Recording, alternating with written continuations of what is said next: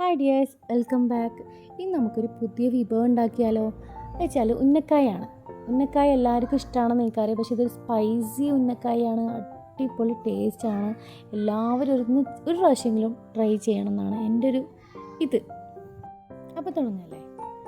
ഒരു കുക്കറിൽ കുറച്ച് ഓയിൽ ഒഴിച്ചിട്ട് ഇഞ്ചി, വെളുത്തുള്ളി, പച്ചമുളക് ഒരു പേസ്റ്റ് ചെയ്തിട്ട് ഇതിലിട്ടിട്ടൊന്ന് വഴറ്റിയ ശേഷം ഒരു 2 സബോള, 2-3 സബോള നമ്മുടെ ഇഷ്ടത്തിന് നമുക്ക് എടുക്കാം.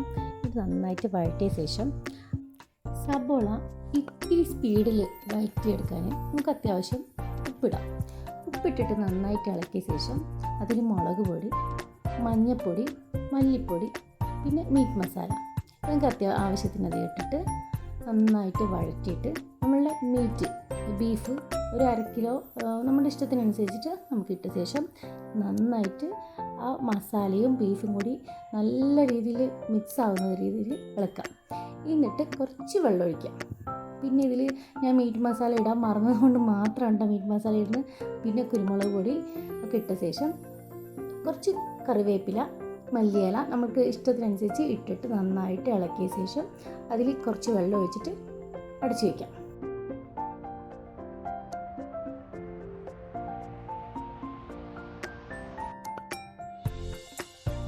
അതിന് ശേഷം നമുക്ക് അത്യാവശ്യം നല്ല രീതിയിൽ വേഗണം കേട്ടോ, നന്നായിട്ട് നല്ല വേഗണം. ഒരു 4-5 വിസിലൊക്കെ നമ്മളുടെ ബീഫ് എത്രത്തോളം വേഗണം നമുക്കറിയാലോ. നന്നായി വെന്ത ശേഷം നമ്മൾ നോൺ സ്റ്റിക്ക് പാൻ എടുത്തിട്ട് ആ മീറ്റ് വിസിലൊക്കെ പോയ ശേഷം നമുക്ക് ഇട്ടിട്ട് നന്നായി വരട്ടിയെടുക്കണം. അതിൽ വെള്ളത്തിൻ്റെ അംശമൊന്നും ഉണ്ടാവാത്ത രീതിയിൽ നന്നായി വരട്ടിയെടുക്കുക.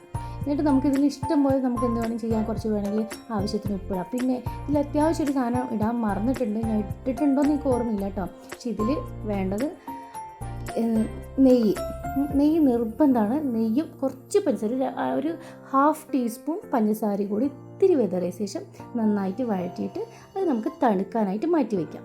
ഈ സമയത്ത് കുക്കറിൽ കുറച്ച് പഴം, നമ്മൾക്ക് നേന്ത്രപ്പഴം നല്ല പഴുത്തൊന്നും പറ്റൂല, നല്ല പച്ചയും പറ്റൂല. അറിയാലോ ഉന്നക്കായ ഉണ്ടാക്കാൻ പറ്റുന്ന ഒരു പഴം ഏതാണെന്ന് എല്ലാവർക്കും അറിയാലോ. അപ്പോൾ അതുപോലത്തെ എടുത്തിട്ട് നന്നായിട്ട് ഒന്ന് വേവിച്ചിട്ട് വിസിലൊക്കെ എടുത്ത് കളഞ്ഞതിന് ശേഷം അതിൻ്റെ ഉള്ളിൽ ഇങ്ങനെ കട്ട് ചെയ്തിട്ട് അതിലുള്ള അരിയൊക്കെ ഒന്ന് മാറ്റിയ ശേഷം അത് നന്നായിട്ട് ഉടച്ചെടുക്കുക. ഈ സമയത്ത് നമ്മൾ മാറ്റി വെച്ച മീറ്റിൻ്റെ ഗ്രേവിയില്ലേ, മീറ്റിൻ്റെ വരട്ടിയെടുത്ത ആ ഗ്രേവി ഒന്ന് മിക്സിയിലും ചെറുതായിട്ടൊന്ന് അടിച്ചെടുക്കുക. എന്ന് വെച്ചാൽ നന്നായി സ്മാഷ് ആവുക, അത്രയും മാത്രമേ ഉള്ളൂ. എന്നിട്ട് നമ്മളുടെ നേന്ത്രപ്പഴത്തിൻ്റെ ഈ കൂട്ട് എന്താ വെച്ചാൽ ഈ കൂട്ടിൽ നിന്ന് ഓരോ ഉരുളയായിട്ട് നന്നായിട്ട് ഇങ്ങനെ കുഴച്ചെടുത്തിട്ട് ഓരോ ഉരുളയായിട്ട് എടുത്തിട്ട് കയ്യിൽ ലേശം എണ്ണ ഒന്ന് പരട്ടി വെച്ചാൽ അത് ഒട്ടിപ്പിടിക്കില്ല. എന്നിട്ട് നന്നായിട്ടൊന്ന് പരത്തിയെടുത്ത ശേഷം അതിൽ ഓരോരോ ചെറിയ ബോളാക്കിയിട്ട് ഇതിലേക്ക് നമ്മളുടെ മീറ്റ് മസാലയില്ലേ വെച്ചാൽ ബീഫിൻ്റെ മിക്സ് അത് നമുക്കിതിൽ ചെറുതായിട്ടൊന്നിങ്ങനെ കുത്തി വെച്ച ശേഷം അത് നന്നായി റോൾ ചെയ്തിട്ട് ശരിക്കും ഉന്നക്കായൻ്റെ മോഡലിൽ വെച്ച ശേഷം നമുക്കത് പൊരിച്ചെടുക്കാം. ഈ ബീഫും പഴംപൊരിയും കഴിച്ച എല്ലാവർക്കും, അത് ഇഷ്ടമുള്ള എല്ലാവർക്കും ഇത് ഇഷ്ടപ്പെടുന്നു എൻ്റെ ഉറപ്പ്.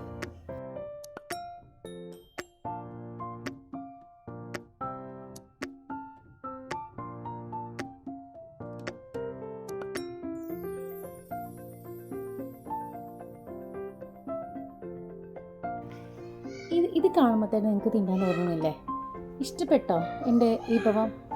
ഇതിപ്പോൾ ആരും ഉണ്ടാക്കാത്ത ഒരു ഐറ്റം ഒന്നും അല്ല കേട്ടോ, പക്ഷേ എനിക്കിഷ്ടമായി. എന്തായാലും നിങ്ങളൊന്ന് ഉണ്ടാക്കി വെക്കുക. എന്തെങ്കിലും കമൻറ്റ്സ് ഉണ്ടെങ്കിൽ പറയുക, ഷെയർ ചെയ്യുക, ലൈക്ക് ചെയ്യുക, സബ്സ്ക്രൈബ് ചെയ്യുക. Thank you.